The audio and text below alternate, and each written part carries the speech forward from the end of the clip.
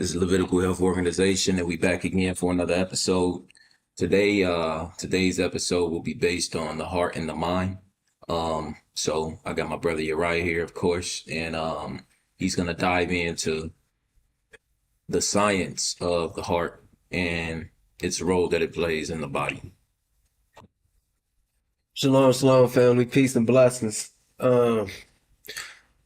The thing that brought me on this journey of understanding the heart and mind was that I had watched a video that we're going to look into today about the heart being its own consciousness, or to think differently from your brain or your mind. Now, many people that might seem taboo, but the thing of the matter is that understanding how the heart functions is important to understanding your health, right? So first of all, I want to definitely dive into, how I even got into the whole thing of health in the first place, since it's been a while since we've been back. But the thing is that when it comes to health and your heart, and it comes to health and how you carry yourself, it's all about your habits and your paradigm. And your heart is what actually carries out your overall way of life and how you carry yourself. People don't understand why they do certain things. And the truth of the matter is that you might not think about it, but that's not your mind thinking it. It's your heart that's actually doing these things. So when we look at why you partake in the things that may be detrimental to your health, it's not so much that your consciousness, we know that what we do is wrong, but we haven't changed our heart to do the things that we know is right.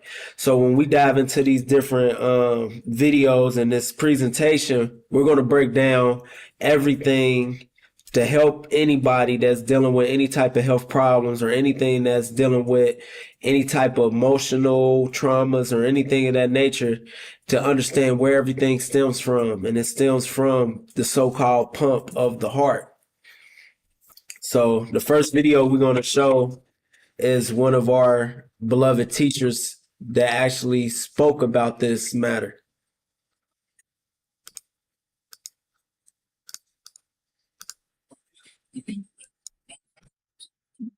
And made himself known to, are going to speak on this great wisdom.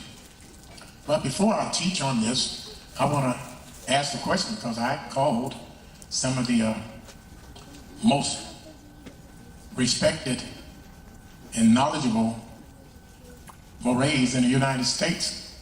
And I asked him a question.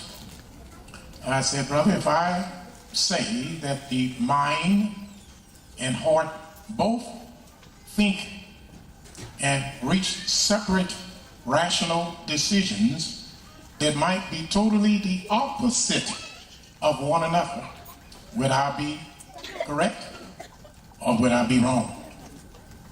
But those wise teachers said the same thing that Hananiah, Mishael, and Azariah said. They said, we don't have to think long on this matter. If you said that a heart would think, then of course you would be wrong. And I said, well, I have to respect your words, because the scripture said, safety in a multitude of counselors. I said, but could you do me a favor? He said, what is that? I said, could you get in your book and study for an hour and call me back? It is now 9:45. Call you back at 10:45 and study the scriptures. And then when you study, I want you to prove me wrong, because I'm that individual that says that the heart and the mind both make separate decisions, distinctly different than one another. And he said, well, we sure will. Well, those fine young brothers, they studied. And they studied, and they called me back. Said, brother, we told you we didn't have to think long on this. And they gave me their point of view, and I respected. And I told them that I was going to teach on it, because there was some contention in that area. So we're going to teach on it. We're going to teach about our people today. We quite often talk about the Christians, how hypocritical and lying they are.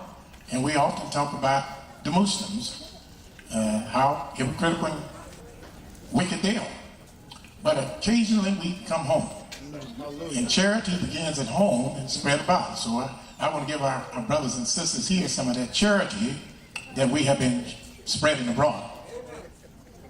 Let's start our lesson today.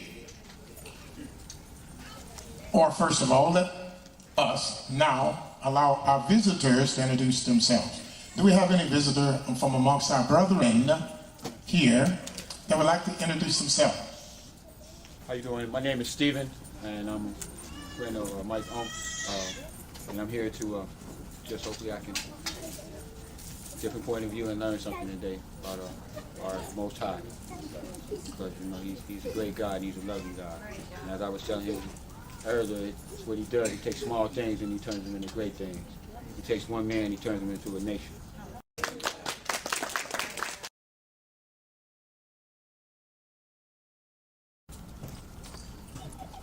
Okay, well, today we're going to start our lesson in the book of Isaiah. Let's go to Isaiah.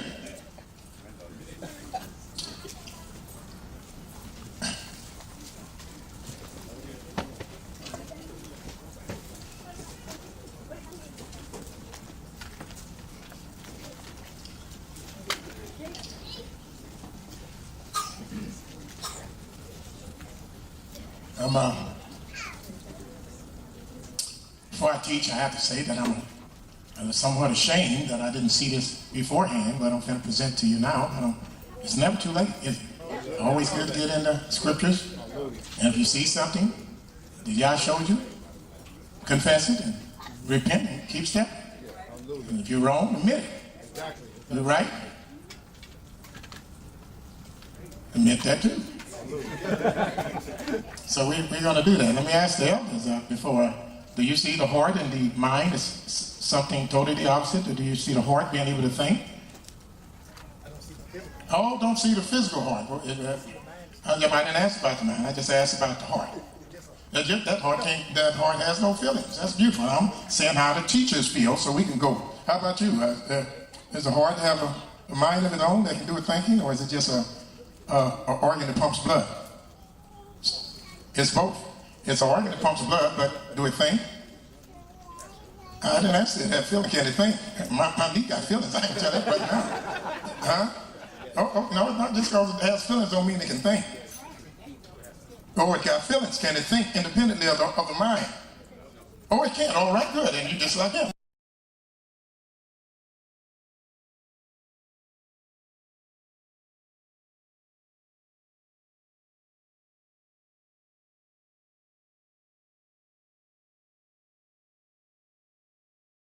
With HoneyBook, you'll effortlessly keep everything When we organized. came up with HoneyBook, Alpha you'll Brain, save it was the time and first one focus that I on ever other tried. It areas was of your like- business. Look into thought and consciousness. We got to understand that our cells and our organs and all of that has their own consciousness. So what the thing about the heart is that the heart has over 40,000 sensory nerves. And this scientist right here, name is Greg Bryant, and he's Brant Bratton, and he's going to be able to break it down even more clear.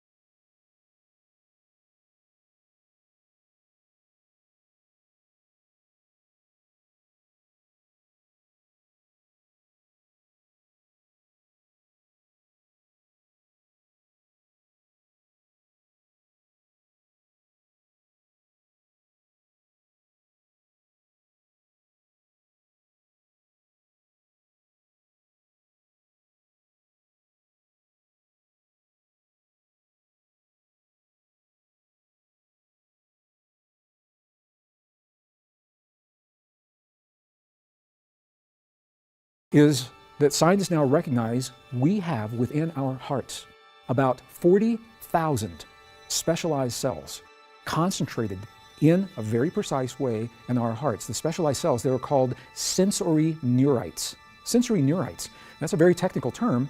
It means they're essentially brain-like cells, but they're not in our brain. They're in our heart. And they are in our heart, concentrated in such a way that scientists now call these cells in our heart the little brain in the heart. One of the things that is so amazing to me is the name of the man who found the cells. His last name is Armour. Armour, this is love in French. So when I think about karmic destiny and maybe what this man's karma was, at the age of 5 years old, if someone asked him what he was going to do for a living, he would say, I'm going to make a discovery of a heart. It's in my name. But this kind of discovery is so powerful in what it is that he found, these 40,000 cells in the human heart. Because this isn't a metaphor. This is literal. These cells in our heart, they learn independently of the cells in our brain, of the neurons in our brain. They think independently of the cells in our brain. They feel independently of the cells in our brain. So what we're finding now is that we have a form of intelligence focused in the heart that can function completely separately from what we typically know in the brain. And as you'll see in a moment, they can also be married. They can be harmonized with the human brain. The heart and the brain may be harmonized in a very precise way to awaken these functions. Before we get into that, I want to share with you some examples of how real these cells and their function really are. It was very common for medical doctors and scientists. They would go to conferences and they would share with other scientists and researchers and doctors their experiences in heart research, or for the doctors, sometimes heart transplants. And it was common for stories to arise where a recipient of a heart a successful recipient of a heart would begin to assume different characteristics of personality and different qualities of the way they thought about themselves and viewed life after the heart transplant from what they had before the heart transplant. So one of the first stories, for example, it was a woman received the heart. She knew it was from a male. And typically the donor information is not shared with the recipient. Typically that information is sealed in the courts. It can be discovered, and there are ways to do it, as you'll see, but it's not commonly done. So the woman's transplant was successful. And when the doctor came to check on her, and he asked her the question, he said, how do you feel? She said, I feel fine, feel great. She says, I'm hungry. And the doctor said, okay, I'll have the hospital bring you some food. And she immediately, she recoiled. She says, I don't want hospital food. She had very specific kinds of food that she was asking for. And what makes this interesting is that they were types of food that she had never eaten in her life before she received this heart. Very specific kinds of food, and there was only one place where this food could be found, and that is at a fast food restaurant that is called KFC. KFC is the only food that would satisfy the cravings that she was having. Well, after she was released from the hospital, she wanted to find out whose heart she had. The records were sealed, but she did little personal investigative work, and she went through some obituary columns. It was a small town. She was able to go back, and she found that the heart she had received was from a man who had died in a motorcycle accident. And she was able to track down through the obituary his family, his parents, and go to talk to them to find out about the man's life whose heart was now in her body. And during that conversation, what she found is this man's favorite diet was KFC. And when doctors hear things like that, they say, isn't that a coincidence? Isn't that interesting? And then they go on to the next transplant. Well, this has happened time and time again. And it has been written off as anecdotal. That is, until one particular story changed everything. This is a story that happened in a small town in the Midwest. It was a story of an 8-year-old girl who received the heart of another little girl who was only two years older, 10-year-old girl. And the heart transplant was successful. And typically this is what happens. The doctors will try to match the heart from the donor to the recipient within a range of ages so that a very young person isn't getting the huge heart or the older heart of a very older person. So the young girl, she received the heart, the transplant was successful. But something happened almost immediately. She began having a dream, a reoccurring dream, and it was a bad dream, so we could call it a nightmare. And she began having this nightmare over and over and over again. It wasn't every single night, but it was multiple times a week. It was common enough that her doctor recognized that something else was going on. And it was something that was out of his realm of expertise. So the doctor said, I've done my job, I've given you a new heart, it is successful, and now you can go live your life. And I think you need to speak with someone else about the dreams that you're experiencing. So the doctor set her up with a psychiatrist, and the psychiatrist recognized immediately this wasn't a typical dream. It had the characteristics of a memory. The question is, whose memory? Whose memory was this little girl having night after night? So they brought in a forensic artist so that the girl could detail to the artist all of the clues and the memories that she was having as she was going through this dream. And the dream is very similar every single night. So the artist came in and the girl began recounting the dream. And here's what she said.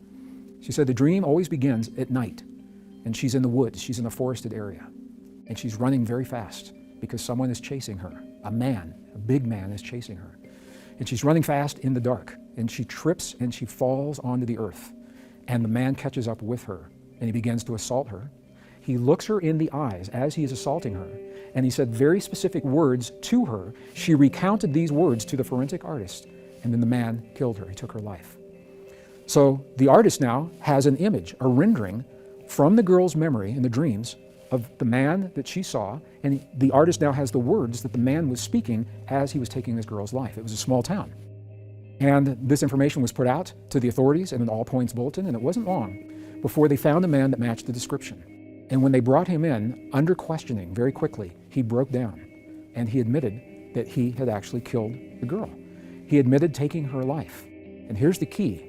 When the questioners, when the interrogators were asking him the details, he recounted the very words to them that the young girl had shared with the artist that were revealed to her in her dream. It was based on this evidence that the man was accused, he was tried, he was convicted, sentenced, and he is now serving time for the murder of this young girl. And it is only possible because the memory of the girl who was killed was preserved in the cells of her heart that are now in the body of the new recipient, the younger girl. And she was able to share those memories with the authorities. And I'm sharing this story with you for one reason. That is how real the memory is in our hearts. It's not a metaphor. It is a literal storage of impressions, of memories that we all have. But the heart has its own language. The heart speaks to us in a language different than our mind, and we communicate with our heart in a language very different from our mind.